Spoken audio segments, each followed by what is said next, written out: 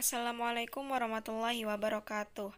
Perkenalkan, nama saya Putri Amelia, NIM 1801010700770, jurusan Pendidikan Guru Madrasah Ibtidaiyah Fakultas Tarbiyah dan Keguruan, Universitas Islam Negeri Antasari Banjarmasin. Pada kesempatan kali ini, izinkan saya mempresentasikan intisari tentang buku Empowering Leadership, yang artinya memberdayakan kepemimpinan. Buku ini ditulis oleh ANN Muhammad Martin, spesialis pendidikan, Henrico County Public School, Virginia, yang dipublikasikan oleh American Association of School Librarians pada tahun 2013. Buku ini terdapat 5 bagian. Bagian pertama terkait people, what do you say to that, yang artinya orang, apa yang kamu katakan tentang itu. Lalu bagian kedua terkait disposition, Batman saves the day, artinya disposisi, Batman menyelamatkan hari itu. Batman di sini bisa kita artikan sebagai pria atau kita universalkan menjadi manusia. Jadi artinya manusia menyelamatkan hari itu. Kemudian bagian ketiga pada buku ini membahas terkait communication, reserved for parties of three or more, artinya komunikasi, disediakan pesta untuk pihak yang terdiri dari 3 orang atau lebih. Lalu bagian keempat terkait responsibilities, follow the leader, yang artinya tanggung jawab, ikuti pemimpin. Dan yang terakhir bagian kelima, self-assessment, true north, yang artinya penilaian diri sendiri, utarakan yang sebenarnya. Kepemimpinan memiliki atribut yang terlihat dan tidak terlihat. Banyak buku mendefinisikan aspek kepemimpinan yang dapat diamati, tetapi memberdayakan kepemimpinan atau berkembang behaviors for success mengungkap kualitas tersembunyi yang menciptakan kepercayaan diri dan kesuksesan pemimpin. Masing-masing dari 5 bagian menjelaskan bagaimana kepemimpinan diterapkan di school librarians dalam cara mereka mengelola orang, mengembangkan disposisi, komunikasi, memperhatikan komunikasi, menerima tanggung jawab, dan merefleksikan keterampilan mereka sendiri sebagai pemimpin. Oleh karena itu, setiap bagian memiliki kesinambungan dengan bagian yang lainnya. Tanpa berbasa-basi lagi, langsung saja saya akan menyampaikan intisari dari buku tersebut. Saya mulai dari bagian pertama terkait what do you say to that? Apa yang kamu katakan tentang itu? Sebuah contoh, anak kecil yang bernama Graydon dan ibunya. Seorang anak kecil itu sedang bermain, dan ibunya minta dia beristirahat untuk merayakan ulang tahun kakeknya nanti. Akan tetapi, anak kecil itu tetap bersenang-senang, dan dia tidak mau berhenti bermain. Ibu Graydon memberikan satu alasan demi alasan lainnya hingga ibunya berkata, "Graydon, kakekmu adalah orang terpenting di dunia ini. Ayo masuk ke sini sekarang." Graydon segera kembali dan berkata, "Jadi, bagaimana dengan Tuhan?" Ibunya hanya tersenyum dan berkata, "What do you say to that?" Nah, maksudnya sebuah organisasi terdiri banyak orang dengan kebutuhan yang beragam, kepemimpinan yang menciptakan kesuksesan atau yang menghancurkan organisasi. Dari sini seorang pemimpin tahu apa yang harus dia katakan agar orang lain bertindak positif, mengetahui apa yang penting bagi orang lain, dan mengubah tanggapan mereka menjadi solusi. Disinilah peran seorang pemimpin. Bagian 1 ini memiliki 4 tahapan dalam mengetahui maksud dari what do you say to that. 4 tahapan ini biasanya kita temui di sebuah perusahaan, yaitu yang pertama, mengenal pelanggan Anda, menilai dan mendekati broker kekuasaan, membangun kemitraan yang kuat, dan konsensus melalui pengelolaan kompleksitas. Tahap pertama yaitu mengenal pelanggan Anda. Langkah pertama saat berkomunikasi adalah mengenal lawan bicara Anda. Metode terbaik untuk mencari tahu apa yang dibutuhkan orang adalah dengan mencari informasi yang akurat terhadap orang yang bersangkutan. Menemukan dan menggunakan informasi merupakan keterampilan dasar untuk profesi kita.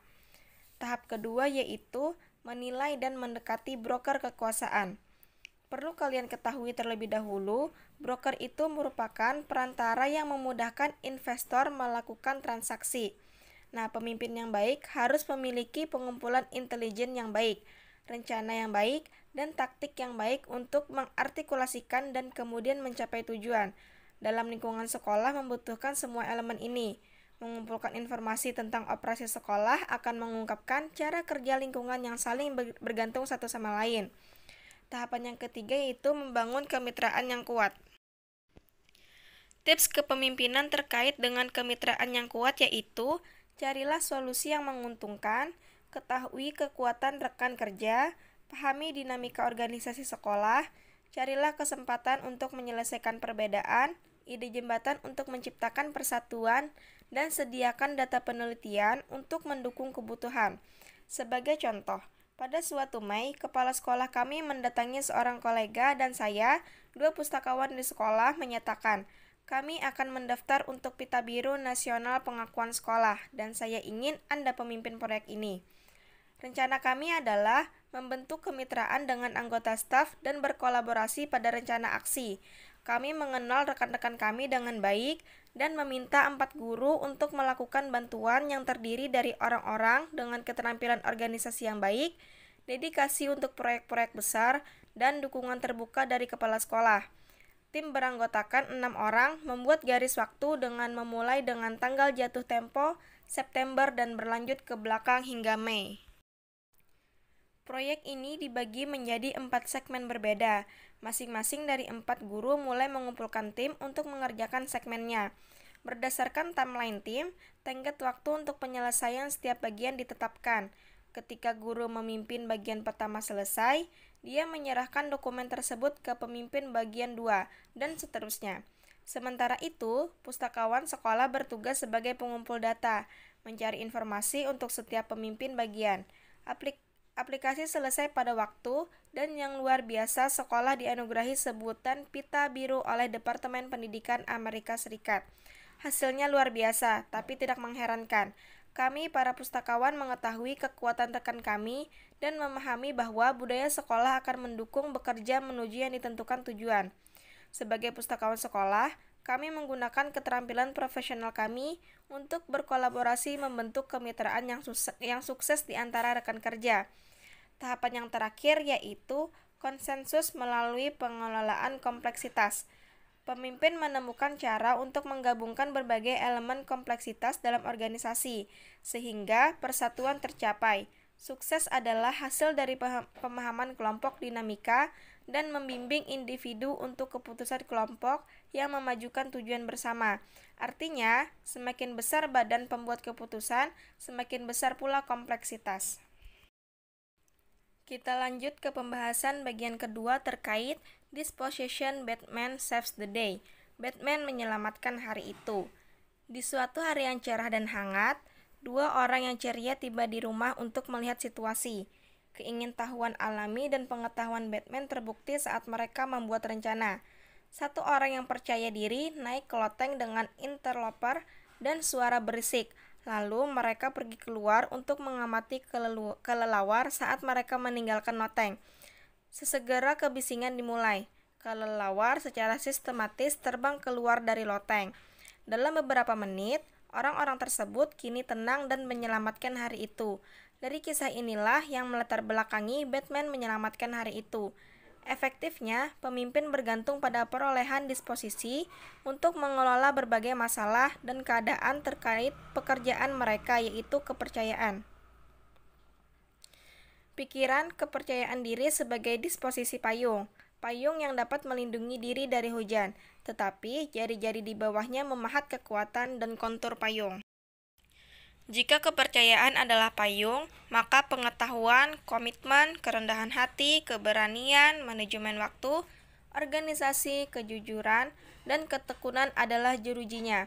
Dengan bahan pendukung, payung tidak akan melindungi pemegang dari basah, dan tanpa jeruji, hamparan payung berkurang. Artinya, pemimpin mengembangkan kepercayaan diri dengan cara yang sama seperti Michael Phelps dan Marie Kelleher telah menyempurnakan wataknya. Mereka bekerja keras dan berlatih dasar disposisi yang membangun fondasi internal untuk bersaing di level tinggi. Nah, selain kepercayaan, ada pembinaan. Pelatih menggunakan keterampilan kepemimpinan untuk membentuk individu menjadi tim. Pelatih tahu gambaran besarnya, kembangkan percaya dan hormat, buat permintaan yang masuk akal, tahan orang lain dengan bertanggung jawab, mendelegasikan pekerjaan, dan mengembangkan pembagian. Mereka seringkali mengarahkan diri sendiri dan aktif mendengar agar terlihat menghargai pendapat orang lain yang berbeda pendapat. Pelatih yang sukses memahami hal itu. Kepemimpinan tidak menuntut tindakan, melainkan adalah menanamkan disiplin, harga diri, dan sikap setiap pemain. Kepercayaan dan rasa hormat adalah timbal balik dalam organisasi berprestasi tinggi. Percaya dan rasa hormat adalah disposisi yang dikembangkan dari waktu ke waktu sebagai hasil dari konsistensi, keputusan, dan tindakan yang jujur. Karena pemimpin yang jujur mendapatkan rasa hormat. Selain kepercayaan dan pembinaan, ada pula humor. Humor digunakan di tempat kerja sebagai alat komunikasi untuk meringankan suatu yang memberatkan, untuk menjelaskan konsep yang sulit, melunakkan kabar buruk, memfokuskan kembali perhatian, untuk memotivasi, dan untuk mendorong pemahaman yang lebih manusiawi tentang seorang pemimpin. Humor tidak boleh digunakan untuk pengancaman. Pemimpin yang humor adalah strategi komunikasi yang kuat ketika suatu situasi, cerita, atau komentar dijelaskan tanpa menggunakan bahasa kotor atau mengintimidasi. Itu kunci penggunaan humor yang efektif di tempat kerja, yaitu memahami kapan dan bagaimana memasukkannya dengan tepat ke dalam aktivitas sehari-hari organisasi. Selain kepercayaan, pembinaan, dan humor, yang terakhir ada keaslian. Keaslian sangat penting saat mencari barang koleksi dan produk bermerek. Keaslian melampaui nama produk dan logo. Customer atau pembeli menghargai produk untuk desain dan layanan yang unik. Nah, seorang pemimpin yang tulus berkomitmen untuk menggunakan disposisi kunci yang mendukung keaslian. Misalnya, para pemimpin militer menanamkan kode etik yang ketat dalam pelatihan dasar. Logo Angkatan Bersenjata dikenal dengan baik, dan slogan-slogan mereka juga demikian. Pada tahun 2006, Angkatan Darat Amerika Serikat meluncurkan slogan baru, Tentara Kuat. Kode mereka meliputi kejujuran, integritas, kesetiaan, akuntabilitas, keadilan, peduli, menghormati, menepati janji, kewarganegaraan yang bertanggung jawab, dan mengejar keunggulan. Bagian berikutnya ada communication, reserved for parties of 3 or more. Disediakan pesta untuk pihak yang terdiri dari 3 orang atau lebih. Kepemimpinan itu tergantung pada kejelasan, fokus, dan didorong oleh hasil komunikasi pesan yang meminimalkan kesalahpahaman pendapat manusia. Dikatakan pesta karena setelah mengambil skenario untuk sebuah drama, saya memutuskan untuk mengakhiri sore ini dengan pergi ke Cafe Gutenberg, sebuah restoran kuno dengan meja yang dikelilingi rak buku. Restoran ini adalah lingkungan tempat duduk Anda sendiri, jadi kami pergi ke meja ruang belakang. Di tengah meja dalam bingkai plakat adalah kata-kata. Tabel ini disediakan untuk para pengunjung hubungan 3 orang atau lebih. Cucu perempuan saya, Sydney, berkata, "Nenek, kita tidak bisa duduk di sini." Saat aku tanya kenapa, dia menunjuk ke pesan berbingkai. Dan saya menjelaskan, itu karena ada 4 dari kami, tidak apa-apa bagi kami untuk duduk di sana. Kemudian dia menunjuk ke kata-kata, disediakan untuk para pengunjung, dan berkata, "Kami tidak mengadakan pesta." Saya kemudian menggugat bahwa dalam hal ini yang dimaksud partai adalah kelompok, bukan acara sosial.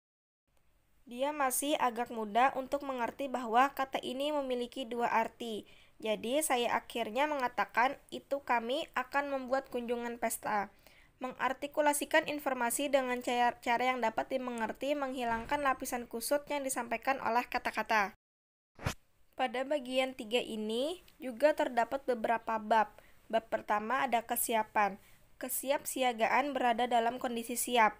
Sebuah keluarga bersiap-siap untuk investasi liburan ke pantai. Mencari lokasi yang memungkinkan, membuat daftar periksa apa yang harus dibawa, mengumpulkan dan mengemas barang, dan memutuskan tentang rute terbaik untuk bepergian sebelum memulai.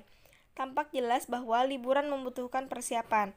Nah, artinya, tugas seorang pemimpin adalah dipersiapkan dengan informasi yang benar untuk mengetahui caranya menggunakan alat terbaru secara tepat dan untuk mengkomunikasikan informasi secara tepat waktu. Bersiap berarti mengetahui bagaimana menggunakan berbagai media secara efektif. Bab kedua yaitu kejelasan. Para pemimpin tahu bahwa ketika mengkomunikasikan informasi, kejelasan adalah suatu kebutuhan. Kejelasan dalam komunikasi didasarkan pada prinsip-prinsip yang sama. Efektifnya, pemimpin menentukan tujuan pesan, memasukkan informasi dukungan, dan selesaikan pertanyaan apapun sehingga informasinya dipahami. Pemimpin mengartikulasikan dan menjelaskan semua pesan dari yang sederhana hingga yang rumit dengan menjawab pertanyaan-pertanyaan tersebut. Bab berikutnya yaitu diam. Diam merupakan alat komunikasi yang terjadi pada kedua cara yang disengaja dan tidak disengaja. Terkadang, keheningan menunjukkan bahwa badai sedang dalam perjalanan. Namun, diam tidak selalu menjadi indikator masalah atau gangguan. Keheningan ini adalah untuk mengantisipasi hasilnya. Diam adalah alat penting yang memberikan variasi pada keterampilan komunikasi pemimpin. Pemimpin yang efektif memasukkan keheningan ke dalam komunikasi, meningkatkan pesan bijak karena keheningan mengungkap makna yang dalam dan menyegarkan, serta meremajakan pikiran yang kritis. Seorang pemimpin tidak mengganggu keheningan saat mendorong rekan kerja untuk memecahkan masalah, karena dalam hal ini, keheningan meremajakan dan membantu pemikiran kritis. Jika seorang pemimpin menggunakan keheningan untuk memberikan refleks, memungkinkan untuk memahami, mencari pendapat, atau membantu negosiasi, pesannya menjadi lebih bermakna. Para pemimpin tahu kapan harus menggunakan keheningan dan bagaimana menafsirkan diam dari rekan kerja. Nah, bab terakhir pada bagian ini yaitu hasil. Pemimpin yang menghasilkan hasil komunikasi rekan kerja dengan cara memotivasi tindakan. Seorang pemimpin memberikan komunikasi dengan kejelasan, mengetahui pengaruh kejelasan ini terhadap pemahaman liga tentang pekerjaan mereka dan peran mereka dalam operasi organisasi. Pemimpin yang efektif memahami bahwa perbedaan karyawan yang berbeda membutuhkan jenis komunikasi yang berbeda pada waktu yang berbeda dan dapat membuat keputusan itu dengan cepat. Pemimpin yang efektif berkomunikasi kepada individu dan kelompok melalui berbagai jalur komunikasi yang mencakup pertukaran digital, tertulis, dan lisan. Bagian keempat pada buku tersebut yaitu tentang responsibilities, follow the leader, ikuti sang pemimpin. Idenya di belakang mengikuti pemimpin menggambarkan bahwa pemimpin memiliki tanggung jawab untuk membimbing kelompok ke satu tujuan. Pemimpin yang baik memandu pengikut ke titik di mana pengikut kemudian dapat memikul lebih banyak tanggung jawab untuk masa depan mereka sendiri. Pada bagian 4 ini juga terdapat beberapa bagian atau bab yang saling berkaitan. Bab pertama yaitu visioning. Pemimpin bertanggung jawab untuk memberikan wawasan arah masa depan organisasi mereka. Memberikan pemahaman ini dicapai melalui sebuah pernyataan visi. Pernyataan visi seperti masa depan tampaknya seperti udara, sulit untuk dipahami dan dilihat, tetapi penting. Pemimpin membuat hubungan organisasi dengan visi karena pemimpin bertanggung jawab untuk menjawab pertanyaan, apa pernyataan visi itu berarti? Karena beberapa kolega membutuhkan penjelasan teknik, yang lain menerimanya untuk apa itu, dan lain-lain menggabungkan teknis dan jelas untuk menarik kesimpulan. Yang lain membaca pernyataan visi dan memberikan sentuhan kreatif mereka sendiri padanya. Bab berikutnya ada memberdayakan. Mengubah siswa menjadi pembelajar yang berdaya adalah sebuah kemampuan kepemimpinan. Istilah transformasional bermula dari kemampuan untuk menginspirasi dan mengembangkan orang sebagai sumber daya dan memindahkannya ke keadaan yang lebih ekstensi. Mengubahnya dalam proses. Memberdayakan kepemimpinan didefinisikan sebagai perilaku di mana kekuasaan dibagikan dengan bawahan dan hasil dalam meningkatkan tingkat motivasi intrinsik mereka. Jika pemimpin memberikan rekan kerja terlalu banyak tanggung jawab terlalu cepat, mereka disiapkan untuk kegagalan. Jika pemimpin tidak berbagi tanggung jawab yang cukup, hasilnya adalah kebosanan karena pengulangan membunuh resiko mengambil semangat. Bab selanjutnya ada pengambilan keputusan. Pemimpin bertanggung jawab untuk membuat keputusan. Pengambilan keputusan datang dalam banyak gaya, dan masing-masing membawa tanggung jawab khusus. Sebuah tanggung jawab pemimpin adalah untuk mengarahkan upaya kolaboratif dan energi menuju pengembangan sebuah organisasi, di mana pengambilan keputusan dibagikan. Tidak peduli gaya apa kepemimpinan memperkerjakan. mereka bertanggung jawab untuk mencapai keputusan, dan kemudian menjadi bertanggung jawab atas hasil tindakan selanjutnya. Bab yang terakhir pada bagian ini yaitu mengenali kontribusi. Pemimpin bertanggung jawab untuk menambah nilai dan membuat mencari perbedaan yang berkelanjutan untuk operasi sebuah organisasi. Memberikan pengakuan kepada rekan kerja adalah salah satu metode menambah nilai dan mendukung kelanjutan. Setiap pemimpin memahami bahwa pekerjaan biasa-biasa saja tidak dapat diterima. Yang benar adalah bahwa para pemimpin mengharapkan upaya teladan. Rekan kerja yang berkinerja rata-rata perlu didorong untuk menyumbangkan bagian mereka, sekecil apapun itu tampaknya, untuk tujuan organisasi. Jadi, apa yang memotivasi orang untuk tampil di atas dan di luar garis dasar pekerjaan mereka saat menyelesaikan tugas rutin? Haruskah cukup hadiah? Imbalan bersifat motivasi dan terbagi dalam dua kategori berbeda, kategori ekstrinsik dan kategori intrinsik. Bagian akhir dari buku ini yaitu membahas terkait self-assessment, True North, yang artinya kebenaran utara. Lincoln menjelaskan bahwa terkadang Anda bisa terjebak di rawa jika Anda mengambil rute langsung, dan Anda mungkin tidak pernah mencapai tujuan Anda. Dalam hal ini, mendapatkan file amandemen berlalu lebih penting daripada kalah. Seluruh suara karena mengikuti rute yang lebih langsung itu termasuk pandangan tanpa kompromi. Para pemimpin tahu perjalanan paling efektif itu sering berkelok-kelok dan berputar-putar. Dan jika Anda tidak bisa membuatnya perjalanan menuju penyelesaian, apa gunanya kebenaran utara?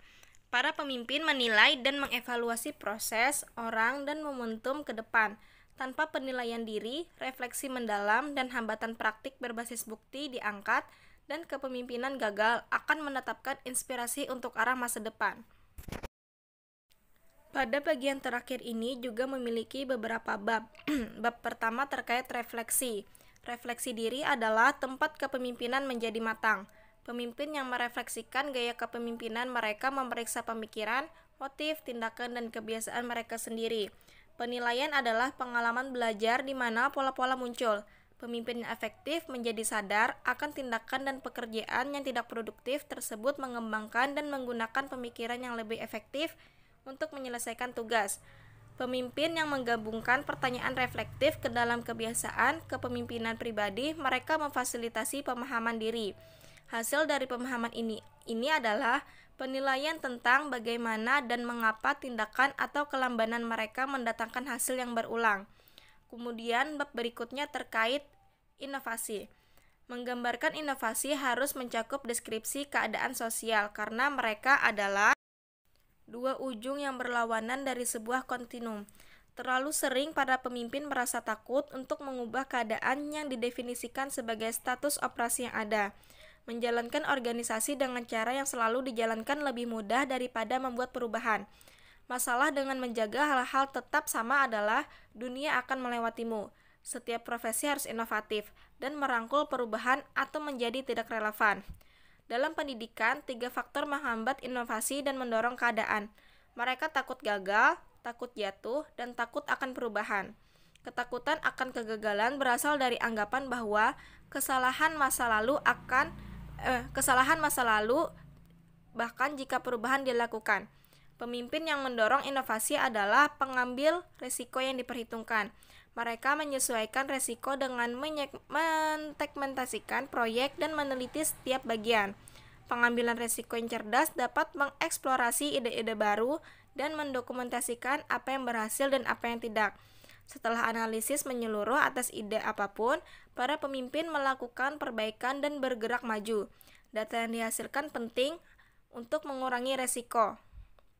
Semakin mahir inovatif pemimpin dalam menangani risiko yang diperhitungkan, semakin baik para pemimpin itu dalam proses yang menciptakan kesuksesan. Kemudian, bab berikutnya terkait praktik berbasis bukti. Praktik berbasis bukti mengacu pada pemanfaatan penelitian dan kajian ilmiah sebagai dasar untuk menentukan praktik terbaik dalam suatu profesi. Pemimpin meninjau bukti yang mereka kumpulkan. Mereka mengevaluasi relevansi data, validitas, dan akurasi sebelum membentuk rencana tindakan. Relevansi artinya data berkaitan dengan kebutuhan khusus. Bab terakhir pada bagian terakhir di buku ini yaitu terkait memahami masa depan. Pemimpin memahami bahwa setiap saat ada momen terpenting, karena menunggu sampai besok untuk berubah sudah terlambat.